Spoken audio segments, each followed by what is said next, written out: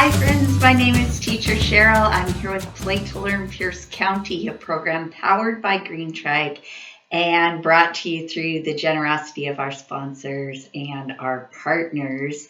Today we are going to read a story and do an activity about fall leaves. And so we're going to start with the story and then do an activity. And friends, what you're going to need for this activity are some coffee filters, or in a pinch, you can also use a paper towel, maybe a leaf collection, maybe go outside and find some fall leaves, and then something to make color with, either markers and water, because we're going to do a diffusion exercise, which means we're going to add water to our colors and see what happens on the paper. Or you can use some liquid watercolor or other kinds of paint. This kind of paint is actually just markers that had the lids left off, and I put them in water, and it makes a nice concentrated liquid paint to use. So that can be fun. And then we're going to want some scissors too, and maybe something to trace with. So those are our tools today, and our story is Fall Leaves Fall by Zoe Hall and illustrated by Sherry Halpern. And this story is going to help us think about fall leaves and also do maybe some close observation of them.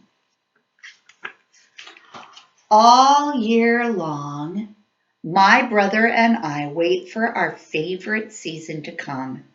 Can you guess what it is? I bet you can. Fall! How do we know when fall is coming? We watch the leaves. In the summer, the leaves on the tree are green. See all the green leaves there? And green grass, birds.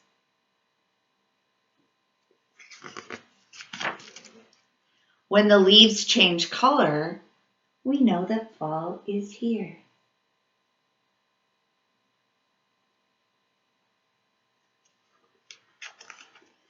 Look at all the fall colors.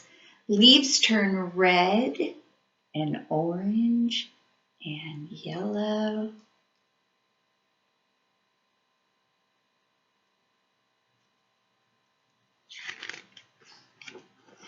When the wind blows, the leaves start to fall from the trees, and we try and catch them. Have you ever done that? Tried to catch the leaves that are flying through the air? Can you make a wind noise? Whoosh.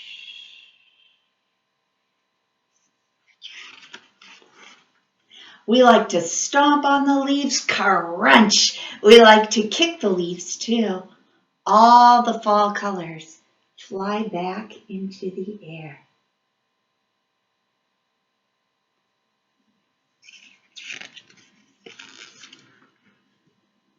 We like to collect leaves. Some leaves are very small, some leaves are big.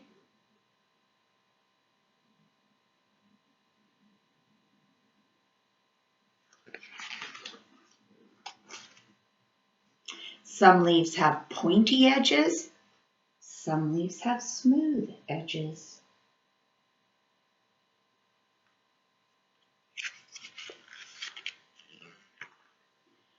When the leaves cover the ground, it's time to rake them up.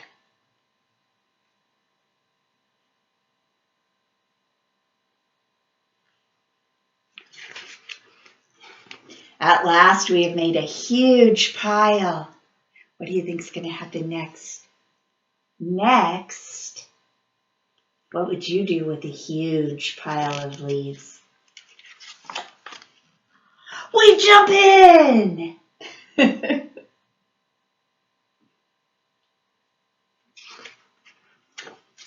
Inside, we drink mugs of warm cider and eat lots of cookies.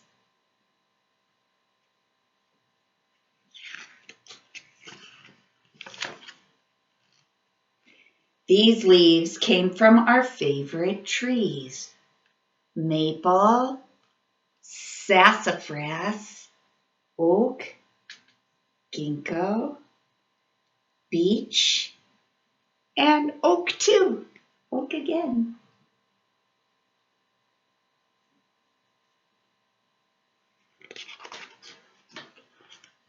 We make pictures with our leaves. That looks like fun. I wonder if you might want to try that.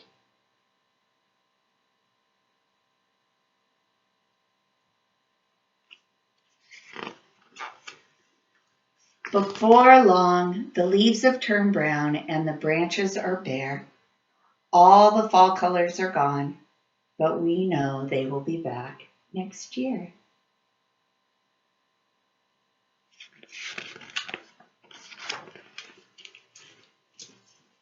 So, at some point, all the leaves you collect or all the leaves you see around will be gone for the year.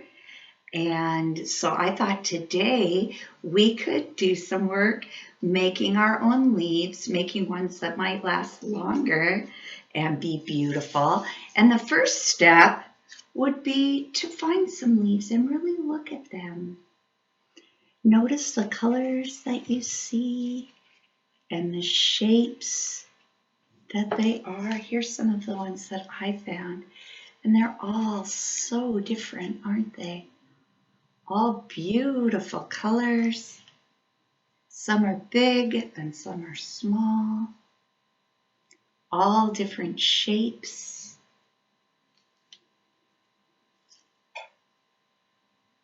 So that would be the first thing to do, is to look at the leaves you've found and notice what you see about them and how beautiful they are. Maybe you want to do like the kids in the book and make a picture out of them.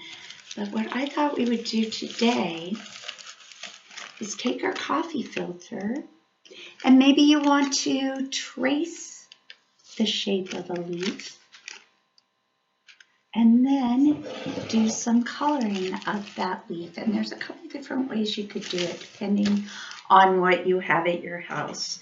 You could take some marker and color in different pieces of the leaf, and it might be just as beautiful as it can be if you just do that.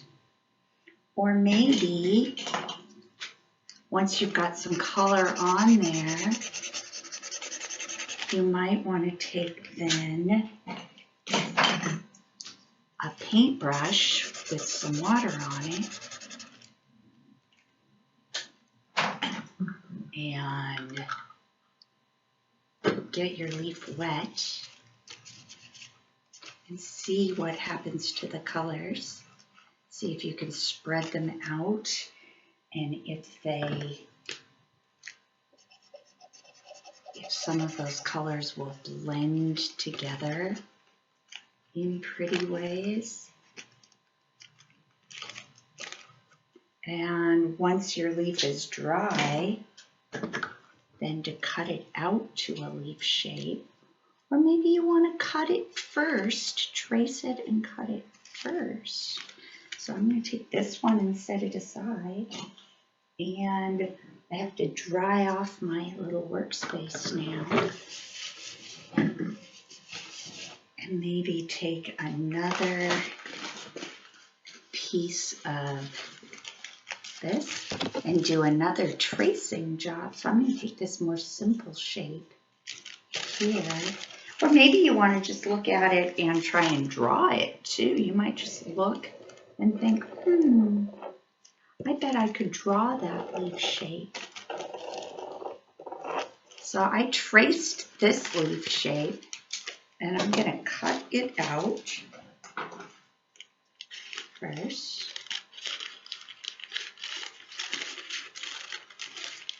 So tracing and cutting. And this is a simple shape, so it's easier to cut. Some of these shapes are very complicated, have lots of points and dips and zigzags to cut. And that is all such good stuff to do for your hands. All right, so here's my leaf shape that I cut out. And I'm going to stick this other paper underneath it to soak up some of this liquid paint. But I'm going to take maybe some of my yellowish or orangish color and squirt it on here. And you can use a paintbrush to squirt paint also. See what kinds of colors can do this. Here, maybe a little green because some of them still have some green on them.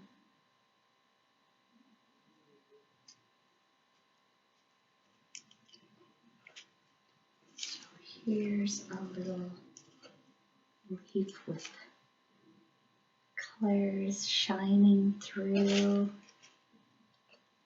And then you could even take your markers again and see if you want to draw carefully on there and add a little more color. So, oh, and look at how this one, all the colors have spread now. I think the marker actually made my leaf more beautiful. I'm going to kind of cut it a little bit so we can look at what it would look like. So marker and paintbrush might be the funnest way to go to make a beautiful fall leaf that you can keep forever. And I'll tell you that the reason that the leaves turn colors as I'm cutting this out is because when the days get shorter, have you noticed that? How the days are getting shorter? There's not as much sun and it's getting colder. And the trees kind of go into a winter nap kind of phase and there's not as much light. So the leaves are not making the green chemical called chlorophyll, which is food for the trees. They don't eat as much food and there's not as much light, which is how leaves make chlorophyll, or how plants make chlorophyll, is by taking the light and turning it into food, which is interesting. Did you know plants could do that? Anyway, when the days get shorter and colder, the leaves stop making chlorophyll, which is the green color that we see in leaves, and all the other chemicals that are in leaves, the red ones and the purple ones and the yellow ones and the orange ones, are the ones that show then. So these colors have always been there. It's just that they're covered up with all of the green from the chlorophyll. So there is a beautiful fall leaf made with markers and with coffee filters and with water, tracing the shape of the leaf and cutting the leaf, and also taking time to just look at the beautiful leaves around us and notice their colors. So you might want to draw one too, or make a picture with one like the kids in the story. Thank you, friends. I hope you have fun decorating some fall leaves made out of coffee filters and markers. Bye. Happy fall, everybody.